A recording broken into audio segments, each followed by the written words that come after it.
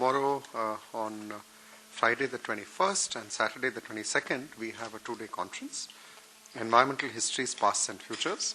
This is being done in association with Professor Michael Mann of Humboldt University, Berlin, and the German Research Foundation, and you're all cordially invited. The session starts at 9 in the morning. We begin with a keynote by Professor Sivaramakrishnan of Yale, and over the next 2 days we have a number of scholars from various parts of India and also from different German universities. On Monday the 24th at 3 o'clock, we continue with our Hindi series. There is a panel discussion, Punar Jagaran or Hindi Upanyas, and the speakers are Professor Garima Srivastava of Central University, Hyderabad, Professor Archana Verma, formerly at DU, and Dr. Vaibhav Singh of the University of Delhi. On Tuesday the 25th, we have our distinguished fellow, Dr. Vasudha Pandey. It's a very interesting theme of mountains and valleys, the central Himalayas from prehistory to history. 4 o'clock, at 4:30, we receive a very distinguished scholar. OSC, the list is available and you can look up other events which are coming up. We have further publications in the occasional papers series. There are a total of 81 papers. Recent ones include K. Satyanarayana, The Politics of Caste and Identity in Contemporary South India. Vijay Lakshmi Balakrishnan, From the Margins Looking In, The Child-State Relationship Revisited. And Anuradha Kalhan, who's a fellow here, on the possibility of stimulating inclusive growth. These are all available, just under half are available right now on our website, www.nehrumemorial.nic.in. Very shortly, all of them will be available. Very personally obliged, and we are all deeply indebted to Dr. Julie Hughes, who's here on a very short visit of just a fortnight.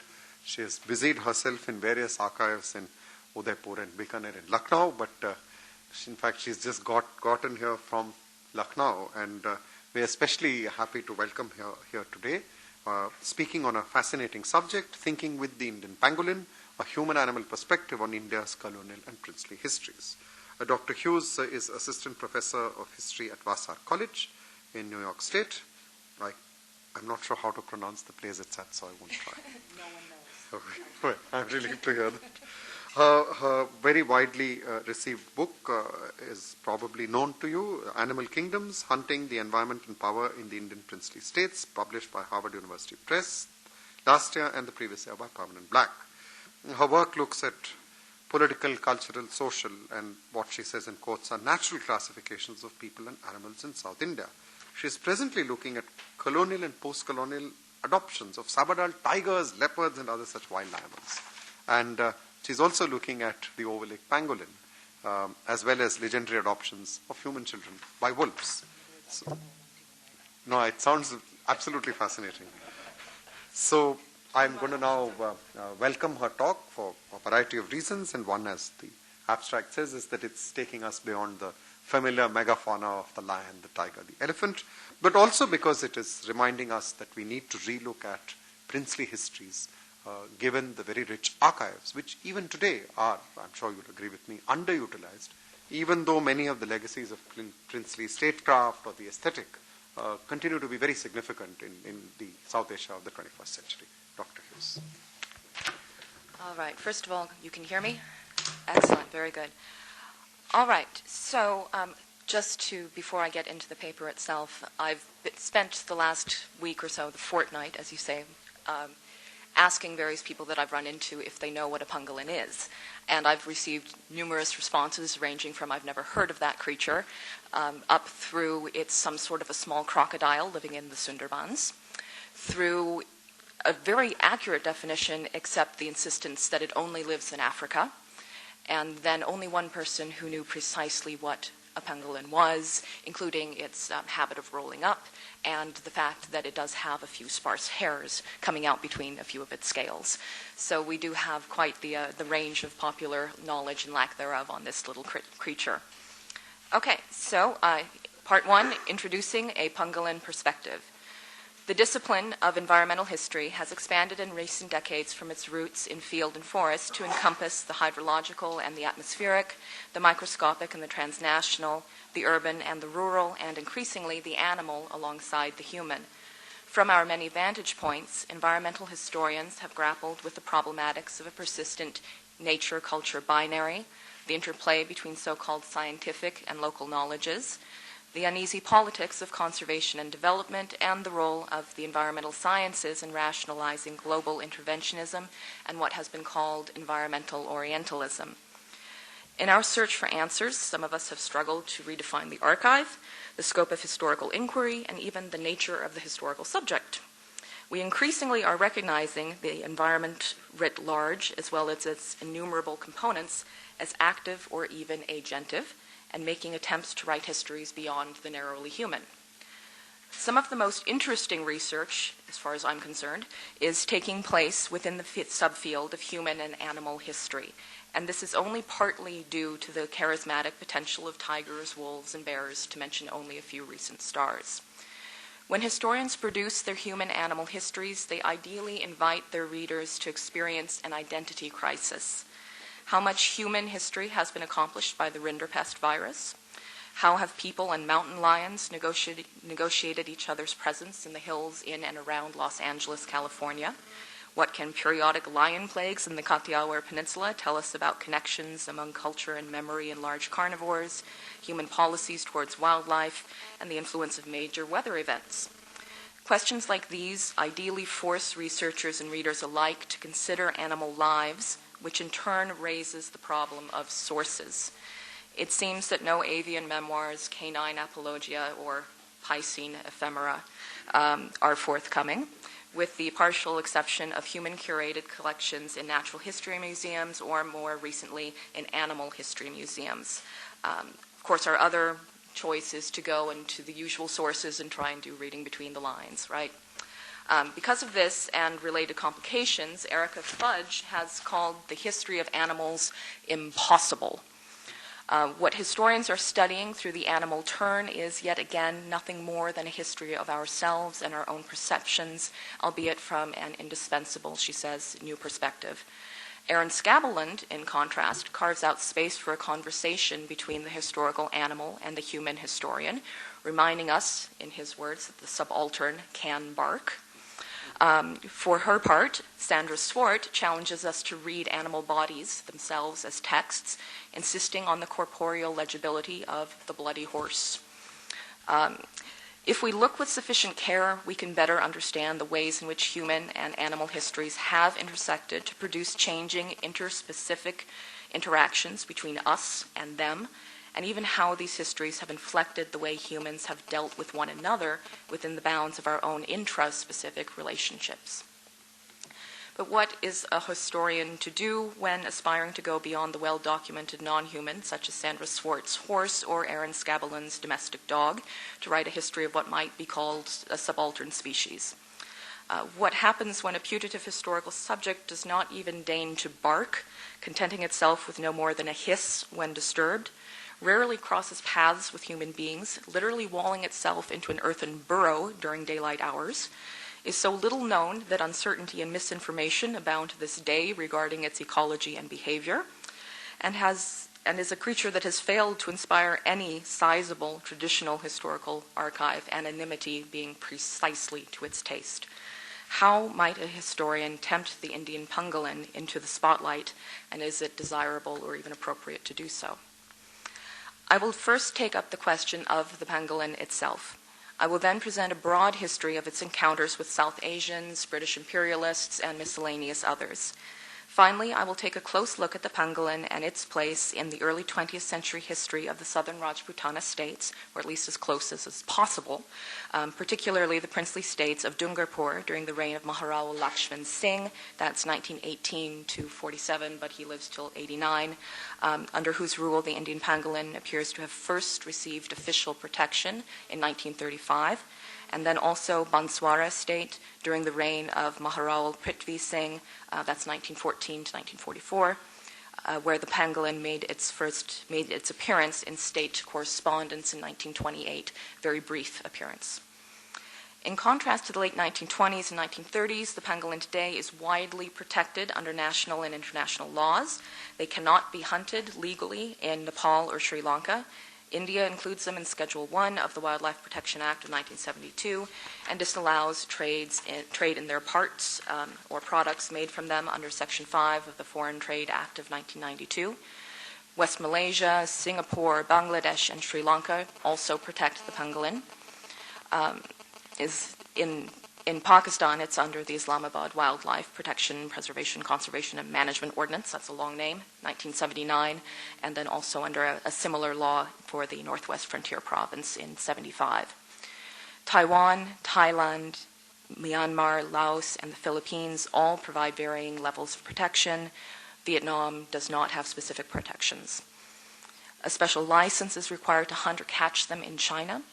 There they are considered a Class 2 protected species. This means that they are deemed important in traditional medicine.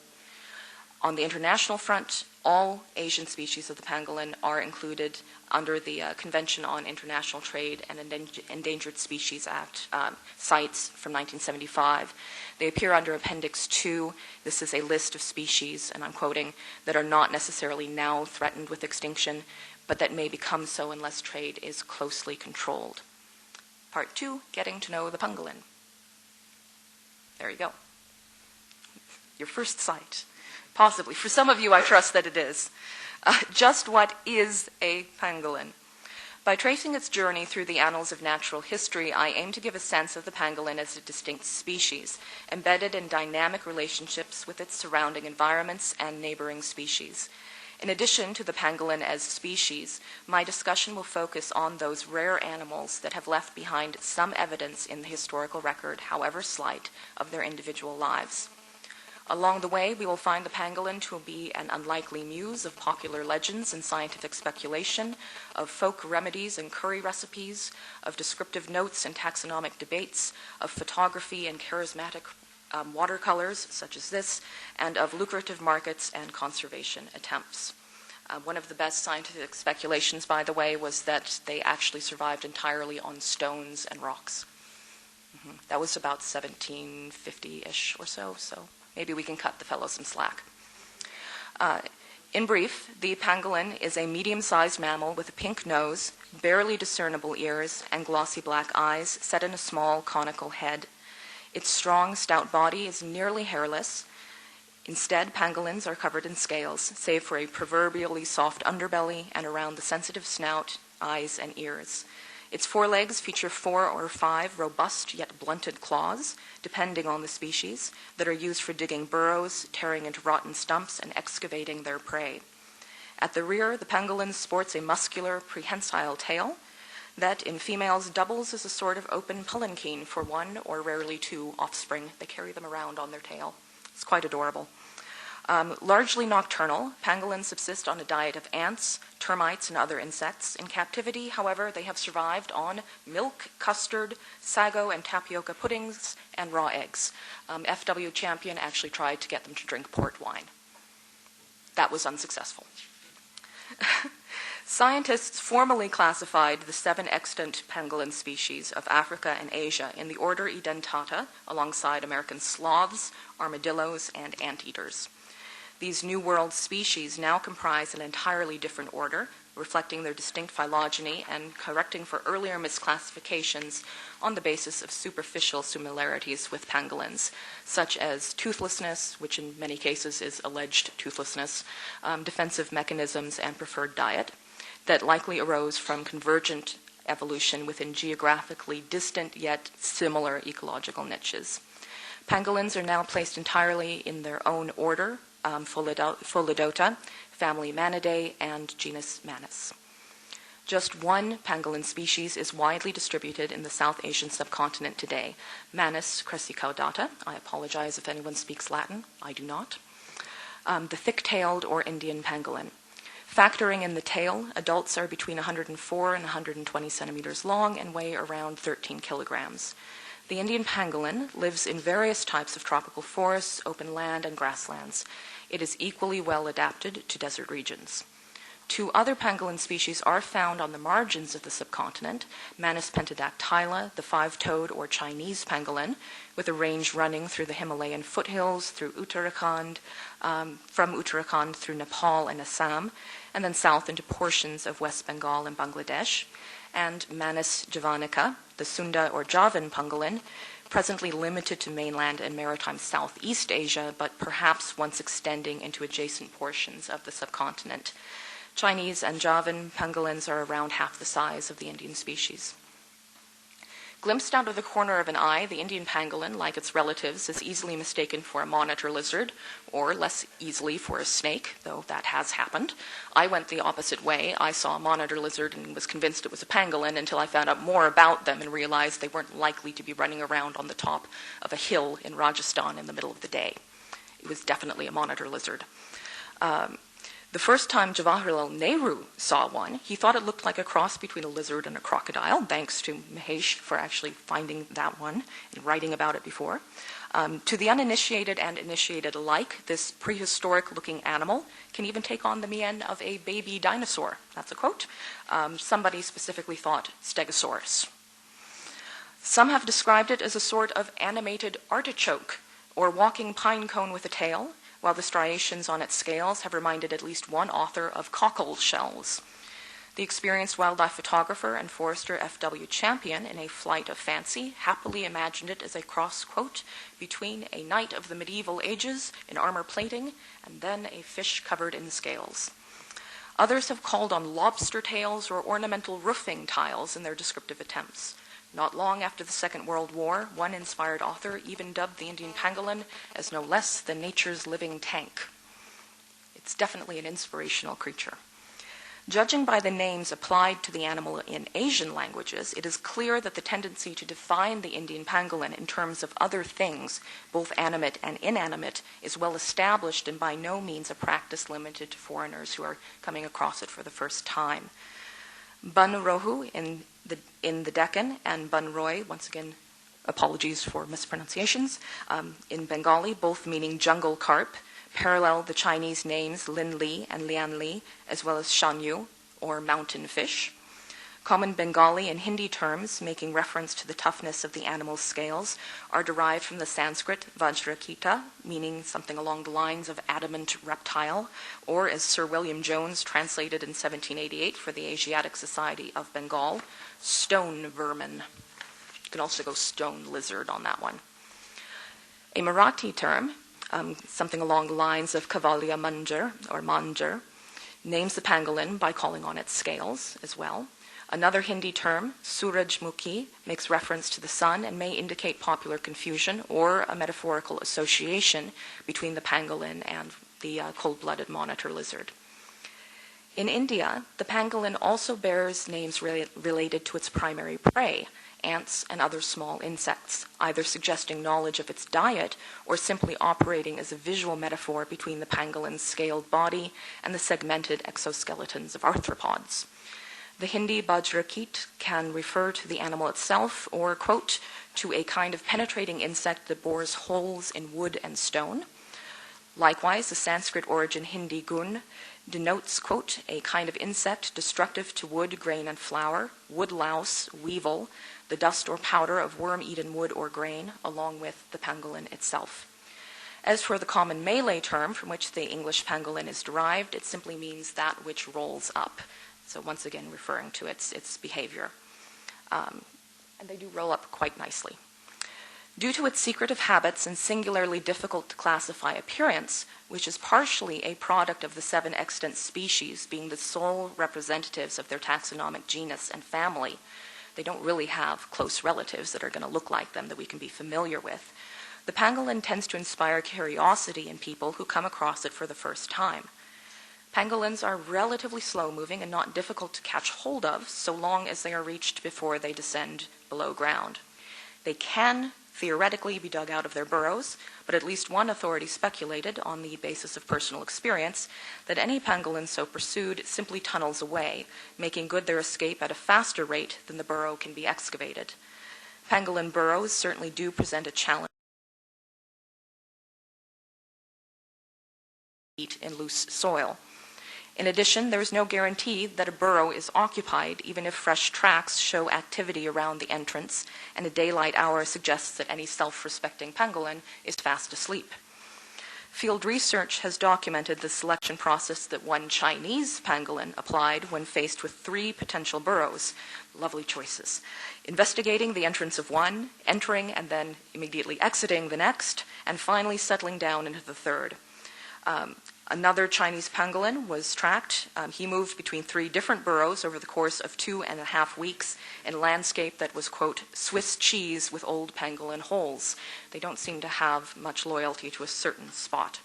This may be something specific to the Chinese pangolin. We don't have as much, it seems, for the Indian pangolin and its behavior, but we do have S.H. Prater's report that Indian pangolins live in burrows made by themselves.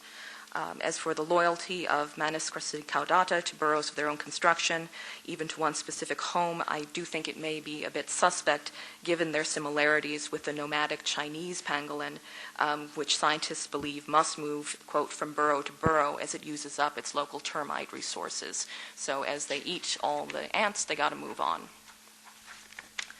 Burrows provide a safe retreat, but pangolins have at least one additional means of defending themselves. When facing a threat with no means of escape, they assume a characteristic defensive posture. Ducking their heads, they tuck their noses into their bellies, curl their limbs tightly against their bodies, and fold their armored tails over the whole package, ending up around the size and shape of a basketball. In this position, and I was very careful, I found the circumference of the basketball, this is the closest one, of the major sports balls at any rate. In this position, a pangolin's vulnerable underbelly, eyes, ears, and nose remain safely in the middle, leaving only a remarkably tough coat of keratin scales to face the world. The sharp edges on these scales help discourage all but the most determined aggressors, such as people and tigers. Gnawed on by a hungry tiger or poked at with a stick by an inquisitive or hungry human, the pangolin remains adamant, living up to its name, and for the most part impenetrable. Glancing off the angled surface of the animal's scales, bullets and axe blows, regrettable tests of strength applied by more than one, have failed to open a curled pangolin. The brute strength of 1 or 2 men is, on occasion, insufficient to pry them back open. One Javan pangolin that climbed a tree in Burma and wrapped itself around a branch could only be removed from its defensive post by first felling the tree.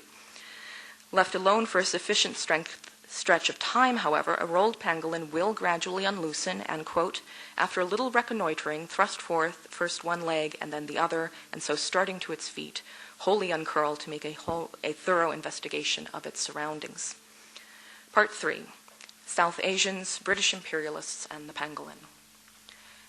Judging by published accounts, a surprising number of pangolins have been privately held, generally for brief spans of time, as captive pets and specimens for observation.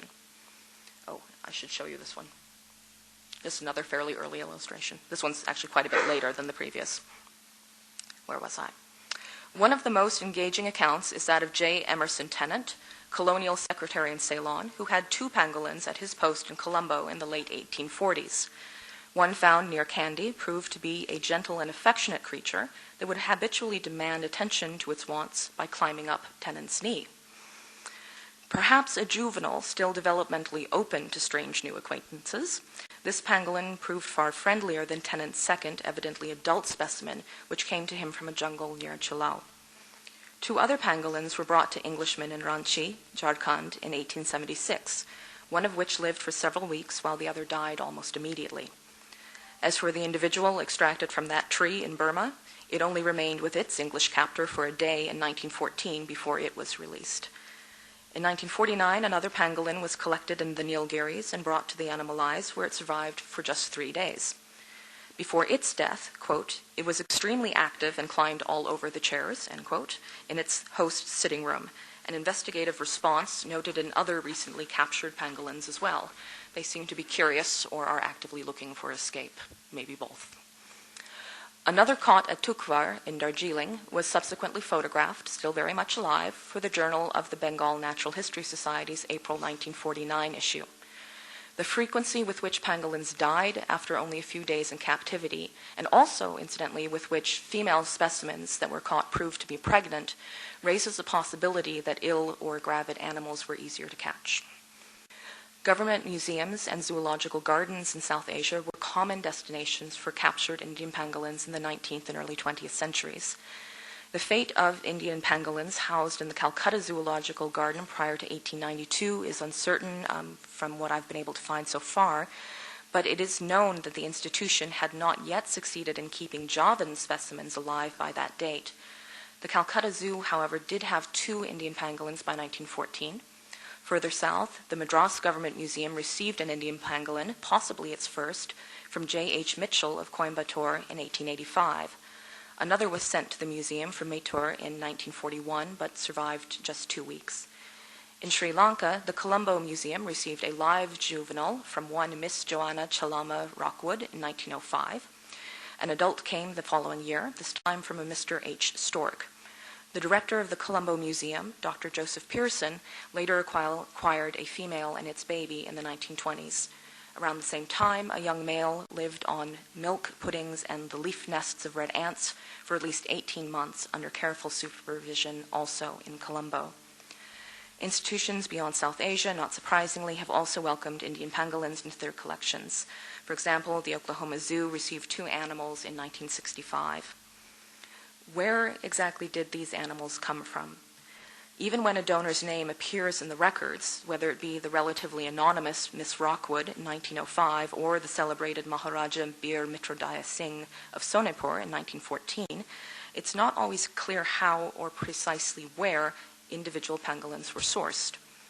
Because they were, quote, extremely difficult to procure, remember their burrowing habits, Englishmen in colonial South Asia tended to hire the job out.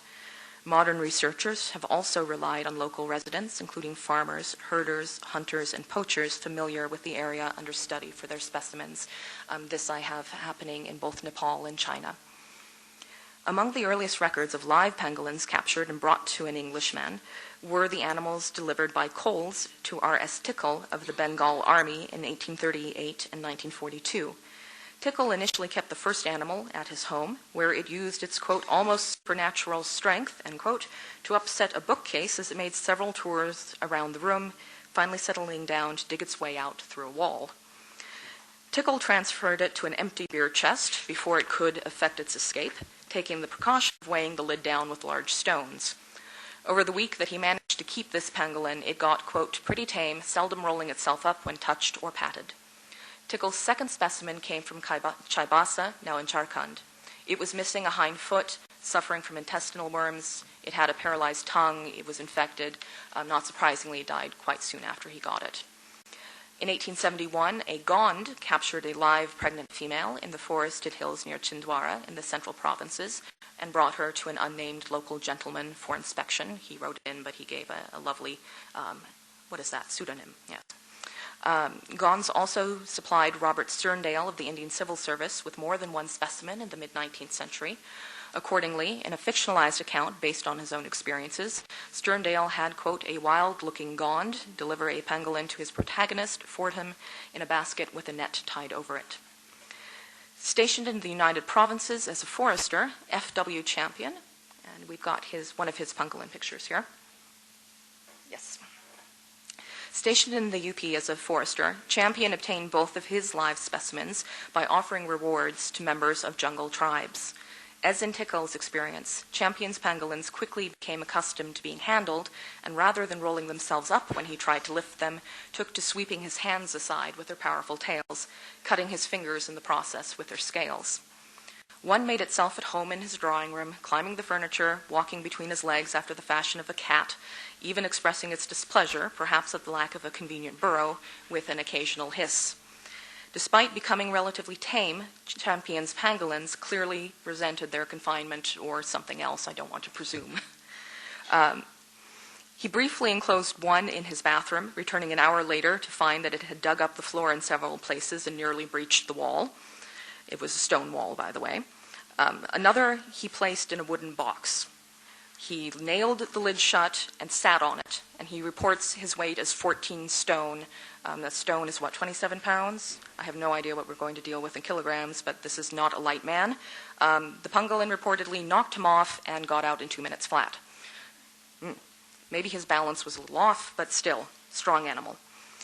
The tribal peoples that Englishmen recorded almost exclusively in every account that I found that mentions who brings in a pangolin, it's always going to be one of these individuals as catching pangolins. These were not necessarily the only peoples that would have had the knowledge necessary to obtain these animals. Some village farmers likely could have done the job too. Their absence from the records perhaps indicates that they were not approached in the first place, because the English stereotyped forest-dwelling groups as India's most natural hunters, poachers, and trackers. But pangolins are not limited to the deep jungle or anything that's necessarily forest. The species is, quote, thought to adapt well to modified habitats, and it can and does live in close proximity to villages. Just because you don't see a pangolin doesn't mean that they aren't living nearby. The species' presence, and thus its potential for capture by villagers and farmers near their homes, is well documented. In 1885, the Ceylon Observer reported that pangolins, in their quest for red ants, were very injurious to the bark and branches of cocoa trees, or I guess that's cacao trees, growing on plantations in Ganarua. A pangolin that must have been especially tolerant of people burrowed its way into the post office at Purulia in 1907, apparently causing a great deal of consternation. More recently, a pangolin survey carried out in Nepal's Royal Nagarjung Forest in 1993 found a landscape similar to the Swiss cheese appearance of Chinese burrows, with pangolin holes located at intervals of 1 to 5 meters, 50 old burrows along one 4-kilometer stretch of road, and 16 new and old burrows near the village of Ratamata alone. The survey's informants also reported that local pangolins frequented maize, bean, and yam fields in July and August, presumably feasting on insects attracted by the ripening produce. Meanwhile, in the countryside around Etawah, pangolins are known for entering villages and digging their way into houses with mud walls in search of ants and other food. Even the outskirts of New Delhi still hosted pangolins in the late 1980s. Nevertheless, the pangolin's habitat preferences may have facilitated association with the very forest communities the British colonialists tended to approach in their effort to procure pangolins.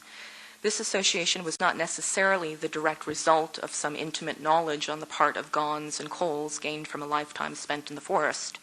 Rather, it may have been a byproduct of these people's use of fire in shifting cultivation, or some of them anyways. For example, some Gonds in central India practiced penda cultivation on steep slopes cleared of trees and undergrowth, followed by a period of drying and then burning, and then erka on a fairly level ground with immediate burning.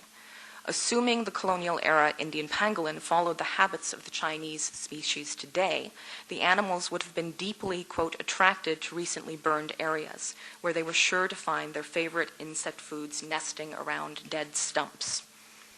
Part 4, Putting the Pangolin to Use. Most captured pangolins were not destined to be pets or zoological specimens, but rather to serve as food or medicine.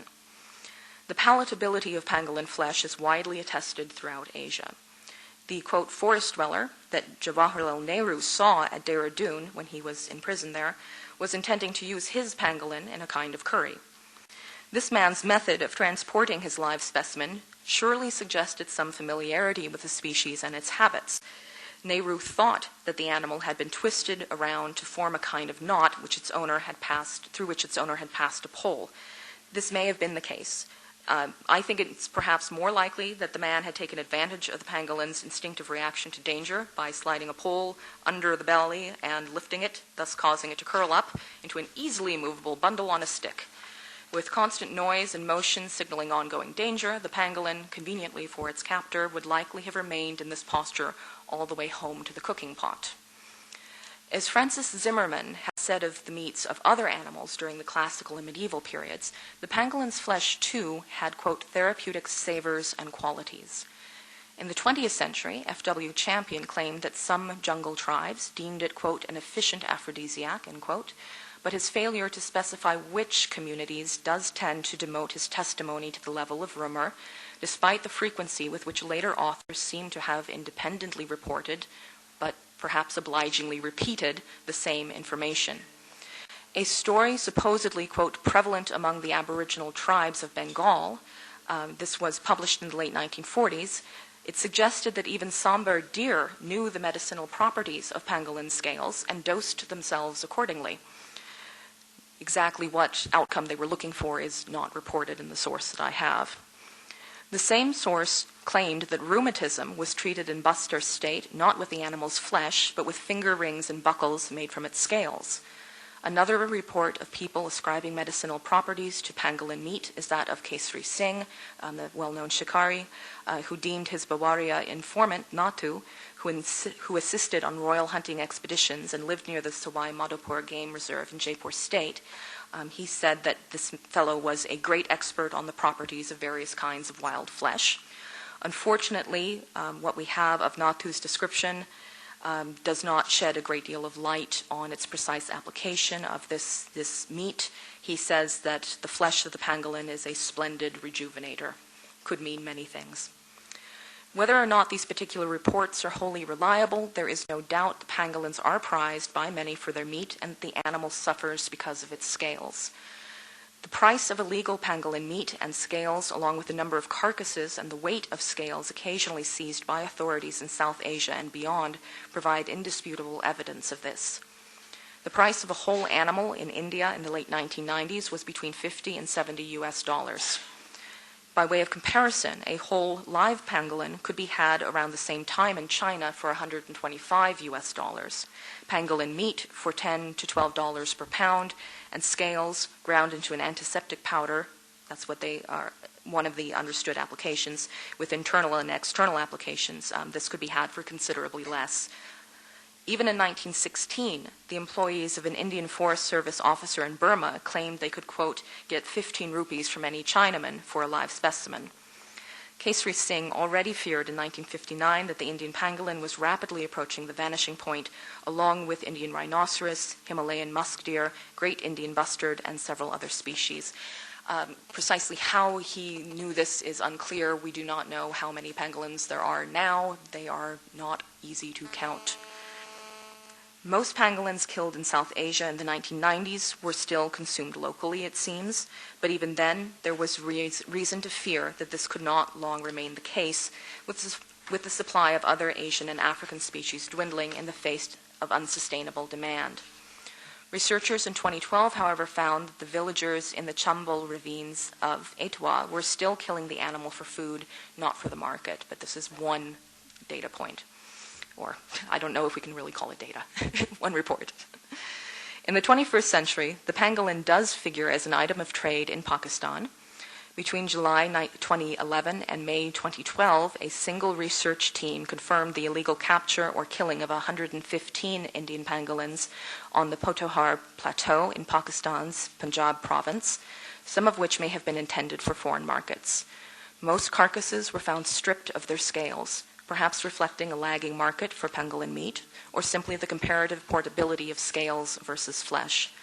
Some, quote, ethno-medical practitioners or hakims, they process pangolin scales into a traditional aphrodisiac, and it has been suggested that non-medical uses for the scales include the manufacturing of bulletproof vests.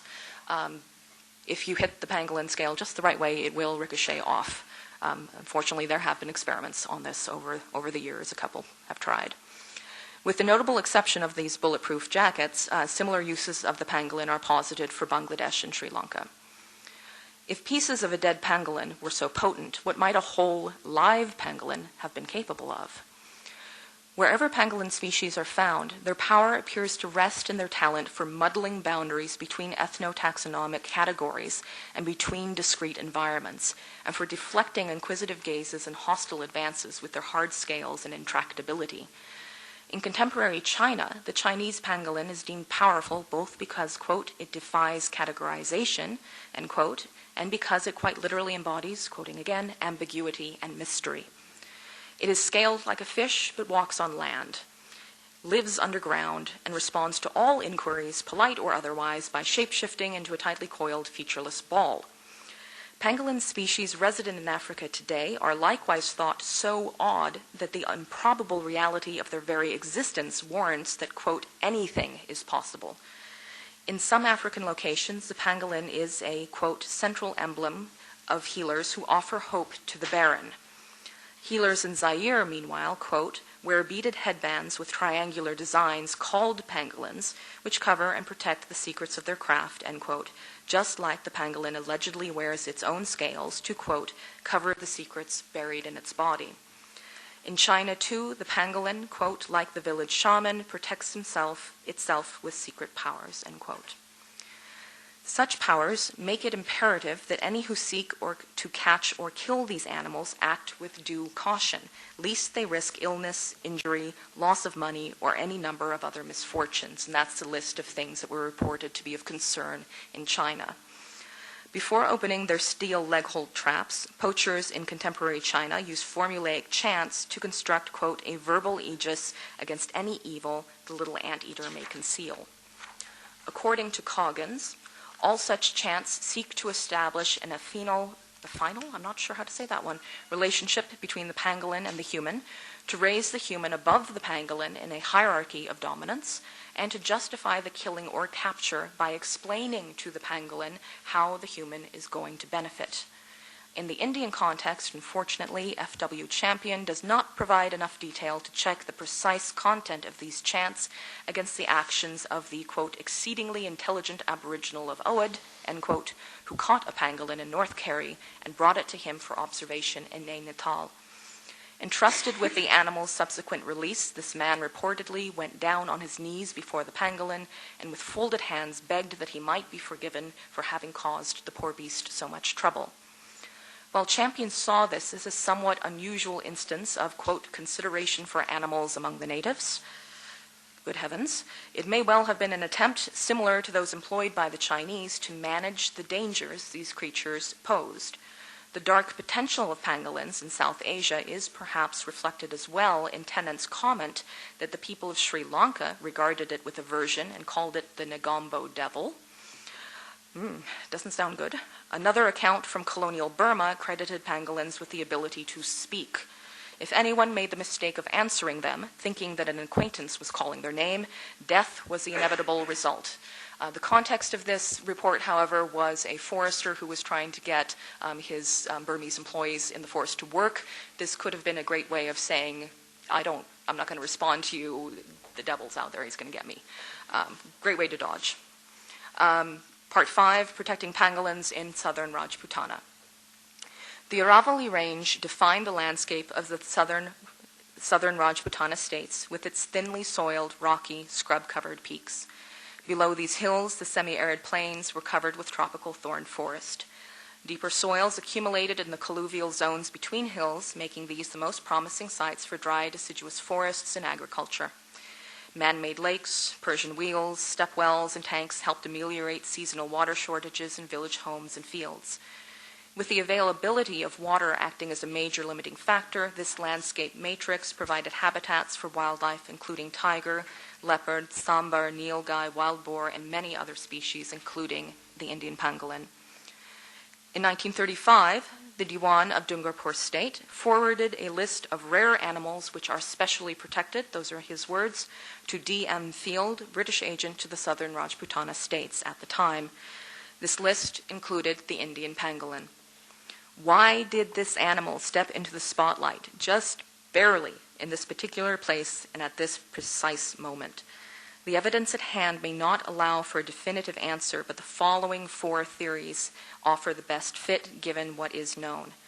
Theory number 1. The Maharawal found inspiration in his library. Awareness of the pangolin, sometimes quite independently of ever having seen one, seems to have been rising in the 1920s in British India and the princely states alike. A classic example is the account of E.P. Stebbing, who, quote, had seen pictures of this curious beast in books, but never a live one, end quote, before being introduced by an Indian huntsman in the central provinces to what he calls a dirty grayish lump that then slowly resolved itself into a pangolin before going on its way. A sea change, however, came in the 1930s. Quickly embraced by English and Indian readers interested in sport and natural history, F.W. Champion's The Jungle in Sunlight and Shadow, and that's where this illustration here is from, This was published by Chatto and Windus of London in September 1933. A second impression comes out in January 34. That same year, Charles Scribner's Sons of New York releases an American edition, so it immediately catches on. The book was known and available in the southern Rajputana states from an early date. Unfortunately, I don't have this information direct from Dungarpur, but if you go just north, the Maharana Mewar Special Library, which contains the books of the former princes of Udaipur, has that first Chatto and Windus edition from 33. It was read in British Malaya by 1935 at the latest, and by 1941 even Nehru had seen this. This is how he figures out what the heck this strange animal was, by looking at Champion's book. It is tempting to suppose that Champion's intimate and engaging portrait of the pangolin as, quote, the most remarkable animal in the Indian jungles today, no small endorsement there, it's tempting to think that this inspired the Maharawal of Dungarpur, or perhaps his professionally trained forester brother, to pick the animal out for special consideration when composing their list in January of 1935. The appearance on this list of two other nocturnal and relatively obscure animals that also received unusually positive attention in Champion's book, the, quote, most interesting and courageous ratel, also known as the honey badger, and the most hideous, yet unjustly condemned, striped hyena, supports this possibility. The state's ratels were judged rare and became exclusively preserved on this same list. The hyena population, however, was deemed healthy enough to require no special protection. They were deemed common. In contrast, the 1924 and 1932 game laws of Bharatpur state, and here I'm reaching because this is a different state, they classed both of these two animals, the hyena and the ratel, as vermin at this time, and you just could kill them. In fact, you were encouraged to do so. So if inspiration was a factor in Dungarpur state, however, it clearly had its limits and did not extend to thoughtless imitation. Champion's book was not kind to porcupines. There you go. He characterized them as wretched creatures that seem to know the exact date on which one intends to dig a crop of potatoes, as you see, or cut one's Indian corn and cheerfully remove the whole crop the night before. So gluttonous as to consider even tent pegs a potential delicacy, the porcupine was a nuisance and a ubiquitous one at that. Nevertheless, they were protected in Dungarpur state. By the early 1930s, Lakshman Singh of Dungarpur and his brothers would also have had access, in theory, to several other engaging accounts of the pangolin in well-known hunting memoirs, accounts of Indian mammals, and journals of natural history. Among those most likely to have been familiar and influential were E.P. Stebbing's account of his first sighting of a pangolin in the Diary of a Sportsman Naturalist in 1920, and judging by the contents of the Maharana Mewar Special Library, Alfred H. Miles's brief and somewhat sensationalist account in his Natural History and Anecdote, that's an 1895 text.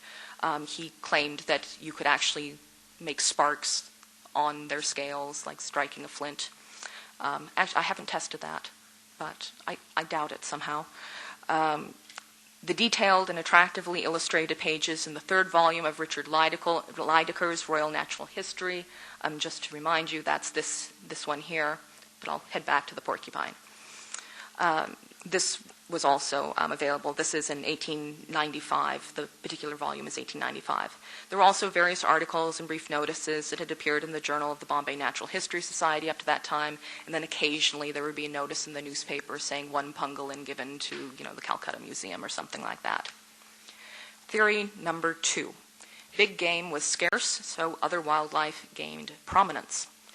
Several years before the publication of Champion's Jungle in Sunlight and Shadow, the nocturnal and very rarely seen pangolin and ratel received official, if passing, notice in Banswara, a southern Rajputana state bordering Dungarpur to the west and Mewar and Pratapgarh to the north. Responding to an inquiry received in 1928 from the Society for the Preservation of the Fauna of the Empire regarding the variety and number of game in the princely states, an inquiry that did not mention the pangolin and specifically requested information about game, a category generally omitting the pangolin and ratel, Zalim Singh Kotari, Diwan of Banswara, reported that unknown numbers of anteaters and Indian badger lived in the Maharawal's realm, along with abundant sambar, leopard, bear, wild boar, hog deer, and chinkara, a few cheetal, and the occasional tiger passing through. So our anteaters are going to be our pangolins, the Indian badgers are our tel. Like Banswara, Dungarpur had few, if any, tigers living within its borders by the late. We have a note. Please wind up in 10 minutes. I think I can do that. I'm not letting you pass me notes without telling what they are. Okay, so where are we? Okay, responding from an inquiry received in 28 from the Society. Now I'm completely lost. Let's see here. Oh, okay, so they both had very few tigers at this time in 1920, if any. In fact, they were generally admitted to be locally extinct by this time. Could a shortage of these highly prized carnivorous game in both of these states, accompanied by attempts to improve the situation and an attendant growing awareness of conservationism and its methodologies, and that specifically applies to Dungarpur, could that help explain the pangolin's sudden appearance in the archives? It's possible. After all, as I have argued elsewhere, black buck and imperial sandgrouse did a fine job of standing in for tigers inside Bikaner State, without by any means obliterating the desire to hunt tigers elsewhere, under Maharaja Ganga Singh, that's 1887 to 1943. Perhaps noticing and protecting, rather than hunting pangolins, ratels, and porcupines, was the analogous regional solution in the southern Rajputana states. Theory number 3, forest and hill communities provided the tipping point. How much do I have left? Not too bad, 2 pages. The pangolin, along with the porcupine and perhaps the ratel, constituted a desirable, if not always easy to obtain, source of meat for people dwelling within reach of these animals' preferred habitats. Assuming the pangolin and the ratel's protection throughout Dungarpur state and the porcupine's protection within reserved forests was more than an arbitrary result of living in reserved forests, the rationale behind their privileged standing could instead relate to their edibility. If hill communities survived in part by hunting these animals for food, then a ban on killing them, along with other animals that they also would go after, this could have been intended as an attack on the lifestyles of Beals and other hill communities in the state. In fact, Maharaja Lakshman Singh, like his father before him, did encourage Beel communities to change their habits from shifting to settled agriculture, and both celebrated the fact that they felt they had been quite successful in doing so. Theory number 4, the pangolins did it themselves. The Indian pangolin is a singular creature, taxonomically isolated alongside its Asian and African fellows in its own order within one family under a single genus. Wherever found, they have confounded categories, drawn attention on the basis of supposed supernatural and medical powers, or otherwise piqued human curiosity.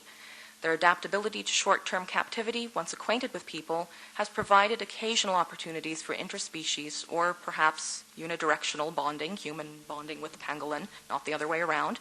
Finally, their relative lack of offensive capabilities, aside from the sharp edges on their scales and apparently very rarely a skunk-like secretion from their anal glands, this has also endeared this peaceable creature to many.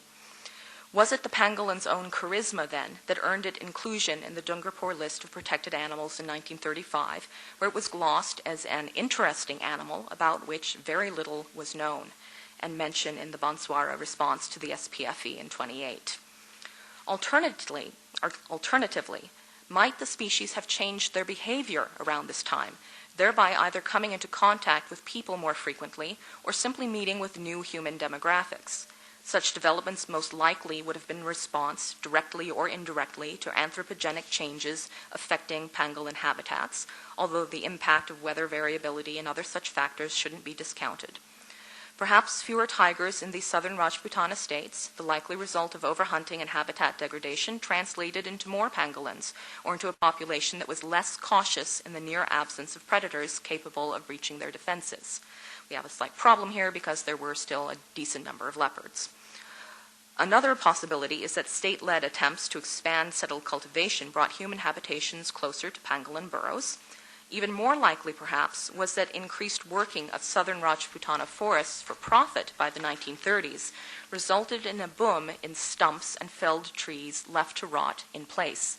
Both constitute ideal food for termite or white ant colonies, which in turn are a major food source for Indian pangolins. So despite being an unlikely, and here's the conclusion, wrapping up the pangolin, I couldn't resist. Despite being an unlikely historical subject, the pangolin has attracted interest in myriad forms, and in doing so has helped muddle human divisions just as thoroughly as we humans have tended to accuse it of confounding taxonomic categories and natural orders. In British India, it played a role in mediating the complex relationships between colonizer, that's very difficult to say, colonizer and colonized, where a Eurasian girl, this is our Joanna Chalama, Miss Rockwood, an Indian prince or a British officer donated a pangolin to a museum or zoological garden. They were all participating in a popular culture of doing natural history, and in varying degrees enjoyed the status associated with gifting rare specimens to state institutions for the promotion of science and the public good. When a Gond, Cole, or Bawaria brought a pangolin to an Englishman, or when an Englishman showed a pangolin to Indian villagers, they shared a moment, however transitory, of mutual fascination with this paradigm-disrupting beast, and of learning at the feet, so to speak, of the natural world. The status quo was no doubt quickly reasserted in the wake of all parties apprehending the animal's strangeness, but the moment remained and remains significant, I argue. In the princely states of southern Rajputana, the pangolin intervened in the relationship between ruling chiefs and tribal subjects. Here, the pangolin did not contribute to bridging divides. Rather, it was involved in the process first of othering hill communities as hunters of the pangolin, and then in stripping these people of aspects of their culture and lifestyles as consumers of pangolins. Whether or not the pangolin was able to excite moments of shared fascination in the states between Indian princes and their subjects, akin to the role they seem to have played in British India, the archives have yet to reveal. And so, in the end, it seems that it is possible to draw the Indian pangolin into the spotlight, despite their fleeting appearances in the archives, published literature, and the arts. Doing so, I hope, has added nuance to already known histories of colonial relations between Englishmen and tribal peoples, Rajput princes and their forest and hill communities. Moreover, it has demonstrated, I hope once again, that even one of the most obscure of South Asia's medium-sized mammals, and not just the subcontinent's charismatic megafauna, deserves its rightful place in the annals of history. The end.